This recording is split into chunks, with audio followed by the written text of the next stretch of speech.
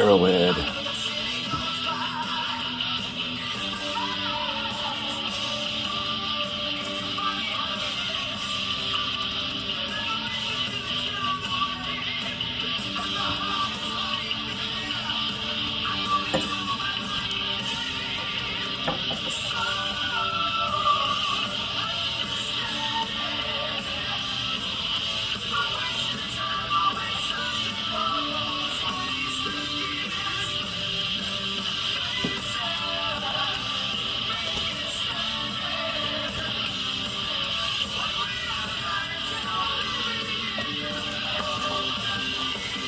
We're living in the golden years, folks.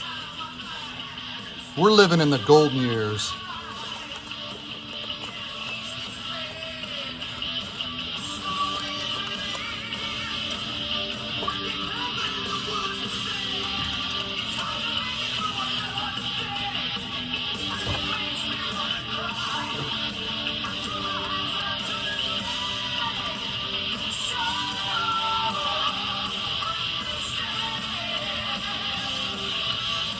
Chiefs or die!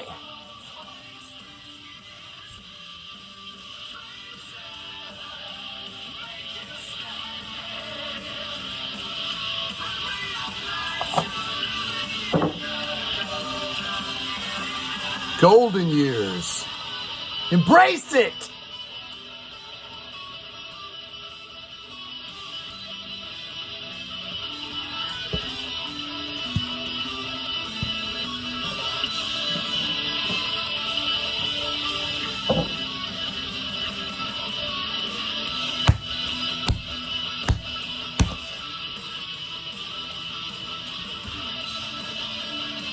Welcome to Shaggyshane's 2024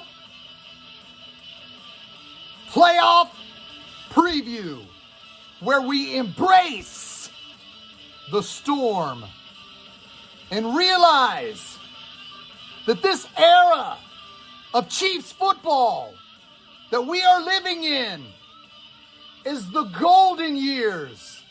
Yet, for your Kansas City Chiefs, the red and golden years. We better embrace it. We better taste it.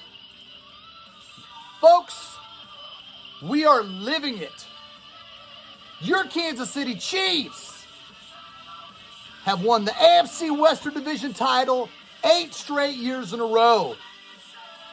Your Kansas City Chiefs are stronger on the defensive side of the football than they have ever been in the Patrick Mahomes era. This time, January 2024, myself, after being a long, hard, diehard Chiefs fan since 1977, I'm here to tell you, we are living in the red and golden years. And if you have any trouble with the Kansas City Chiefs at this time, you might as well put your head down and take a little nap for the next month. Because we are the Chiefs. And Chiefs Kingdom, Chiefs Kingdom's the strongest fan base in the National freaking Football League. And the world knows it. Your Kansas City Chiefs advance to the playoffs as the 3rd seed and will face the Miami Dolphins next Saturday night at 7 p.m. Central. And it's going to be 0 degrees at kickoff. The high is supposed to be 12. The low is supposed to be 0. It's safe to say by, 7 p.m. it's probably going to be close to 0. And the wind chill is going to make it even worse. Ladies and gentlemen, boys and girls, Kansas City Chiefs freaks worldwide of all ages, thank you for tuning into the Shaggyshane Show.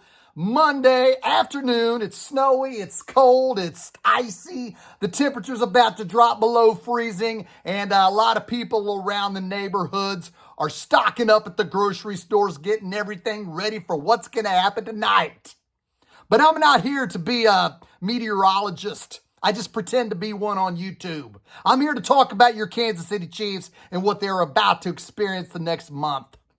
Your Kansas City Chiefs will play the Miami Dolphins Saturday night. And you know what? I'm looking forward to a big Chiefs victory. The Dolphins are beat up. The Dolphins are showing, they're Phillips, their defensive ends out. Chubb, their other defensive ends out. They had to call our buddy Melvin Ingram, who filled up for the Kansas City Chiefs for one season in 2021. Now they called him basically off the streets to help fill in. It's not looking good for Miami. They blew their chance of being the number 2 seed yesterday. Tua Tagovailoa couldn't do it all himself. Tyreek Hill couldn't play on every snap. He tried. Tyreek Hill tried on that last drive when they got the ball down 7 with 2 minutes left. But Tyreek Hill had to come off the field, and they put in Chase Claypool, and he didn't get to that corner route fast enough, and it was intercepted by Buffalo. The Miami Dolphins come here a beat-up team, and they're coming to 0-degree temperature. This is what the Chiefs were built to do. The Chiefs were built to win this game. And I look forward to the Chiefs not only winning this game Saturday night, but advancing to Buffalo. And people, the Chiefs will be ready. Now, I know people might be saying, hold on, Shaggy. I've heard you on Arrowhead Allies all season saying the Chiefs aren't very good. I heard Noah, Mr. Nitro, and Clint, Mr. Electricity, saying Brett Veach missed on this, that, and the other. I saw Tanisha Mahomes' video with rampant on Twitter when she went off on Brett Veach. You know, folks, yes, I did say it. And tune into Arrowhead Allies tomorrow at 6. We got more surprises coming your way. But Brett Veach deserves that criticism. Brett Veach deserves to feel the stress of coming up short at wide receiver. So anybody that wants to say the Chiefs fell short at wide receiver, they did. Brett Veach deserves that criticism. I'm not here to talk about the wide receiver room today because that's something it's been beat like a dead horse. That's something we might touch on tomorrow on how the Chiefs match up with Miami. Tune into Arrowhead Allies right here on all Shaggy Networks tomorrow at 6 o'clock. Now, specifically to this game and to the game after, I want to say this about Patrick Mahomes.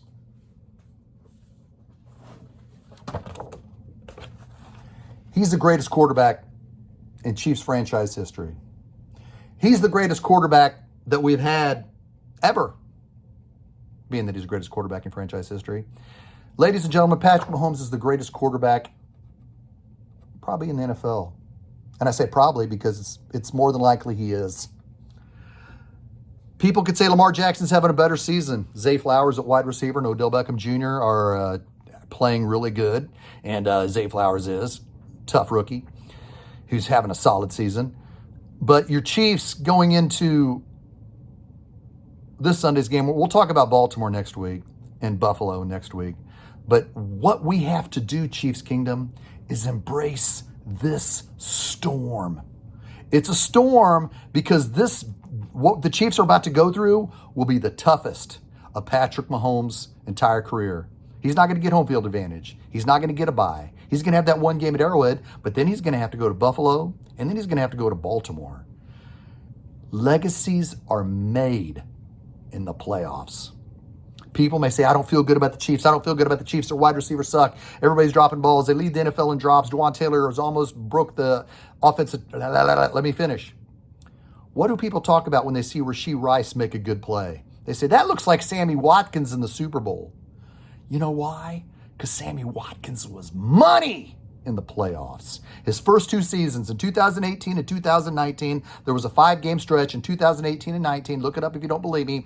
We're a 5-game stretch of those 2 seasons in the playoffs where Sammy Watkins was the most prolific wide receiver in Kansas City Chiefs postseason history. Look it up if you doubt me. Now, throughout the regular season, he was hurt. But we are here to talk about the new season. We are here to talk about the postseason where legacies are made. Sammy Watkins is a freaking Super Bowl champion, and his legacy was made in the postseason.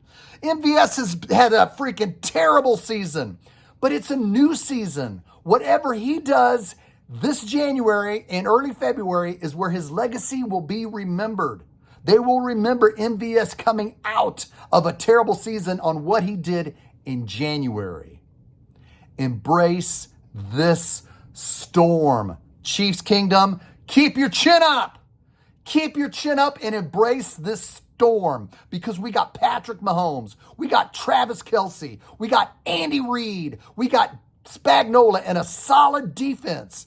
If you don't believe in this Chiefs team now, if you think, man, I think we could lose to Miami, I will listen to that debate, but you're wrong. Chiefs Kingdom, embrace it. Because how does Patrick Mahomes enhance his already Hall of Fame career? By going on the road and beating Buffalo and by beating Baltimore. Now, I'm not looking past the Dolphins. It's going to be tough. Raheem Mostert, their running back, may be back, but it's something that we will respect Miami because they're here. And I know Tyreek Hill's talked about coming here and beating us. I think that's not on his plate this week. He's had a lot to deal with. His son was playing with a lighter, and many know that, burned down half his house. Tyreek Hill's hurt.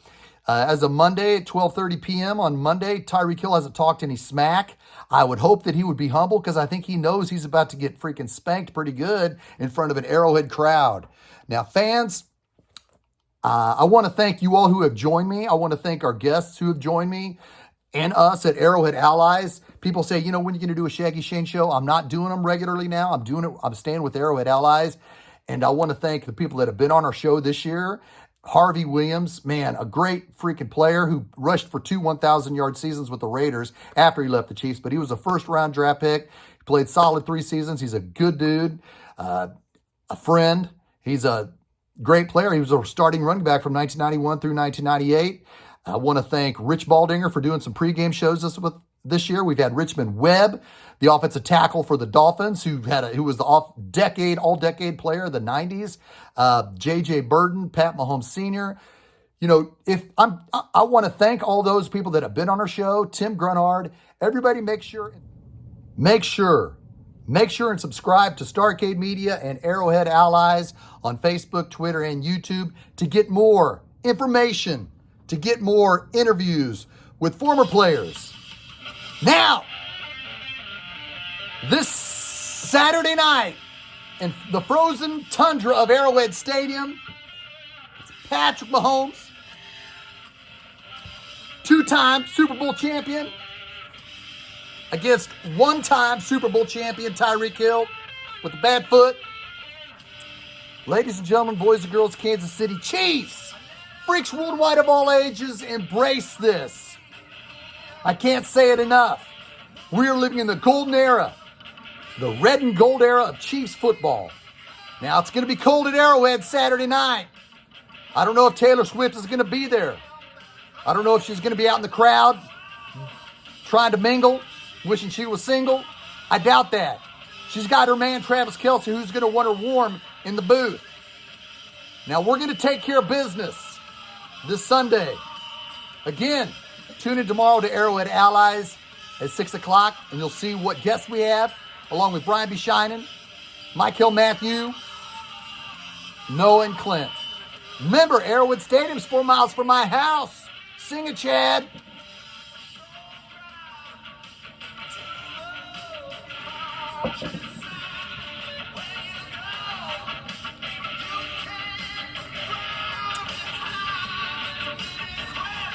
Questions like, man, are the Chiefs going to catch the ball?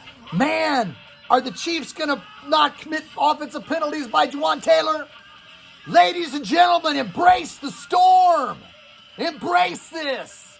Legacies are made by road playoff victories. One Patrick Mahomes is about to attain this month. See you tomorrow night on Arrowhead Allies. This is Shaggyshane saying I love you all. Until tomorrow night, embrace it. Go Chiefs!